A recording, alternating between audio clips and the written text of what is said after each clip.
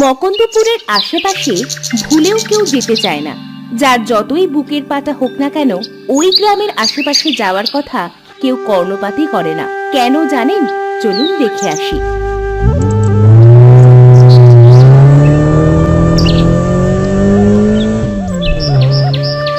আমাদের এই গায়েতে সাহেব আর অনেক কিছু আছে। আপনি আর কি দেখতে চান সাহেব? আমি আরো কিছু দেখতে চাই গোসাই, আমাকে আরো ভেতরে লইয়া চলো।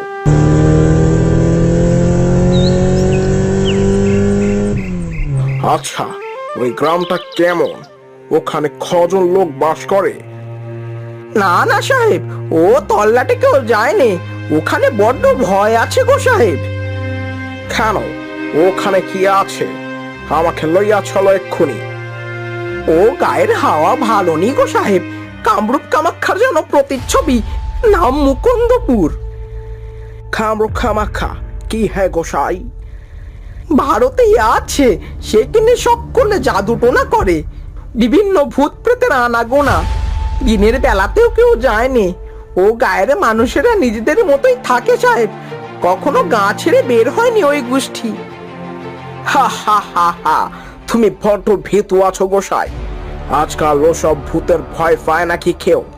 আমাকে ওখানে লইয়া চলো, না হলে কিন্তু তোমাকে গুলি করিয়া মারবো বলিলাম। সে সাহেব, আপনি মরলে আর ঠেকাবে কি? তবে আমি ওখানে যাবনি। ওখানে গেলে আরো ভয়ানক ভাবে মরতে হবে। আপনি একাই যান। বেশ বেশ, আমি একাই যাব। তুমি এক্ষুনি নামিয়া যাও আমার জিপ থেকে। গোসাই নেমে যাওয়ার পর সাহেব জিপ থেকে একাই গেল মকন্দপুরে। সাহেব গিয়ে দেখলো সেখানে কেউ নেই। গ্রামটাও বেশ পরিপাটি, অন্য সব গাঁয়ের মতোই। হ্যাঁ, কি এখানে তো কেউই নাই?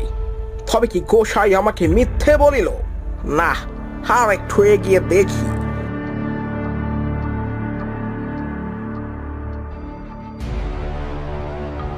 ওই তো একজনকে দেখা যাচ্ছে, কিন্তু ওই বৃদ্ধ মহিলা এত লম্বা কেন? আর ওই গরুর রংটাও এমন সবুজ কেন? যাই তো সেখানে।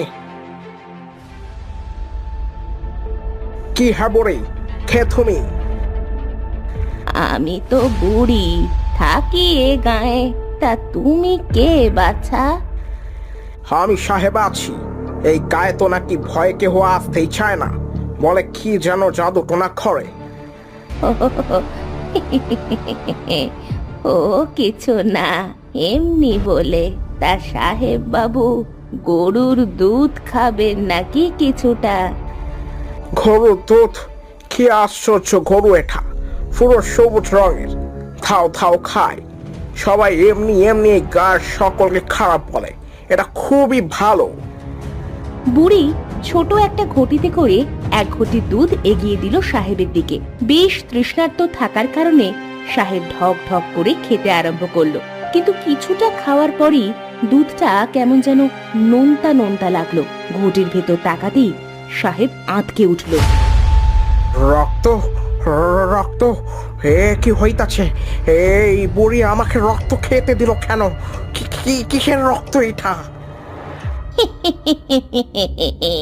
মানুষ মানুষ মানুষের রক্ত গো সাহেব।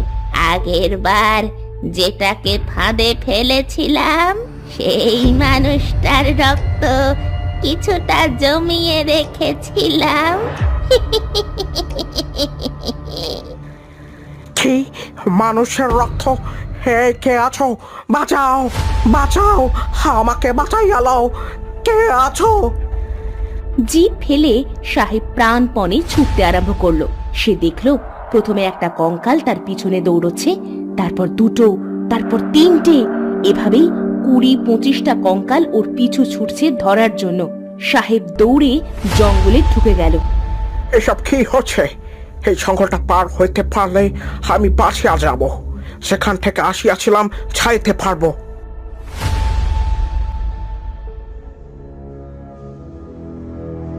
হে কি, আমি আবার এই কানে ফেরত আসলাম কিভাবে? এখন কি হবে? আমি আবার এই গ্রামে ফেরত আসলাম কিভাবে? একে এত মানুষ, এরা কোথায় ছিল এত সময়? বাঁচাও, আমাকে বাঁচাও! এই গাঁ হলো আমার, বুঝেছিস? মানুষের রক্ত মাংস দিয়ে আমি এই গাঁয়ের সকলকে বাঁচিয়ে রেখেছি। এই সকলে ধর বেটাকে, আজ ওর মাংস দিয়েই আমি শয়তানকে তৃপ্ত করব। সকলের মধ্যে একটা গোল বেঁধে গেল।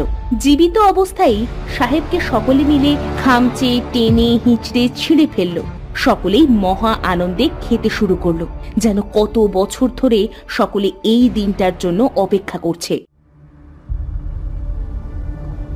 বুড়ি কিছুটা মাংস আর রক্ত তার সবুজ গরুর পায়ের কাছে রেখে জোরে জোরে শয়তানকে আহ্বান করতে লাগলো।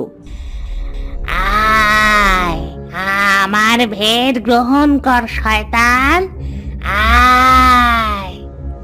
হঠাৎ সবুজ গরুটা টকটকে লাল হয়ে গেল, আর সেই পান পাতায় রাখা রক্ত আর মাংস খেতে আরম্ভ করলো। দেব দেব, তুমি বেশি করে মানুষ পাঠাও, আমরাও বেশি মানুষ বলি দেব। যখন এসব ঘটনা ঘটছিল তখন গোসাই গিয়ে হাজির জমিদার বাড়ি। জমিদার মশাই, আপনার মা আজ হয়তো সাহেবকে খেয়েই ফেলেছে। আমি কত না করলুম গায়ের ভেতরে যেতে, তাও সাহেব গেল। মানে কি হয়েছে, খুলে বলো। গোসাই সব খুলে বলল জমিদারকে। না, এমন আর হতে দেয়া যায় না। আমার মা বছরের পর বছর শয়তান পূজা করে আজ গ্রাম ছাড়া হয়েছে। সে নিজের বাপে নিজের জমিদারি হারিয়েছে, তখন পাশের গায়ে শয়তানি রূপী গরু নিয়েও এই সবই করে যাচ্ছে। এর একটা বিহিত হওয়া চাই। আমি এক্ষুনি যাব। এ কি সর্বনেশে কথা হুজুর! আপনি গেলে আপনার যদি কিছু হয়ে যায় তবে আমরা যে অনাথ হয়ে যাব হুজুর। সেই শয়তান পূজারি বুড়ি আমার মা, সে আর যাই করুক আমার ক্ষতি করবে না। আজ ওই শয়তান গরুকেই আমি ধ্বংস করব।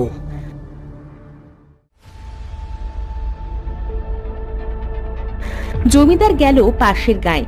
তাকে দেখে গ্রামের সকলে তেড়ে এলেও বুড়ি এলো না। থামো সকলে, এ আমার ছেলে, ওকে কেউ কিছু করবে না।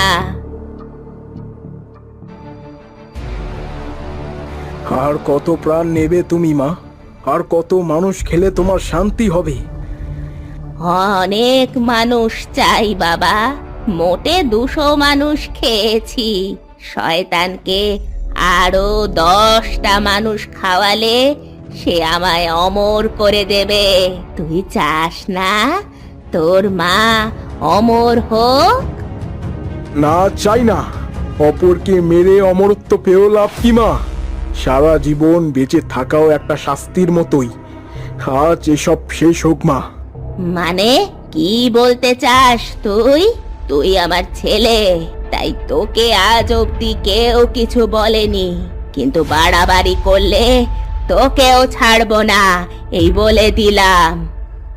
তোমার এইসব কথায় আমি ভয় পাই না মা। আমি তোমার ওই শয়তানকে আজ মেরেই ফেলবো। না, ধর সবাই ওকে, আমার গরুর কাছে যেতে দিস না। ওটাই শয়তানের আমার কাছে আসার মাধ্যম। ধর ধর ওটাকে, আটকা, ওরে ওরে আটকা। সকলেই তেড়ে এলো জমিদারের দিকে, কিন্তু জমিদার তার কাছে থাকা তরোয়াল দিয়ে গরুর গলা নামিয়ে দিল। সাথে সাথে আশেপাশে থাকা সকল মানুষের আত্মা, ভূত আর জমিদারের মা আগুনে পুড়ে মারা গেল।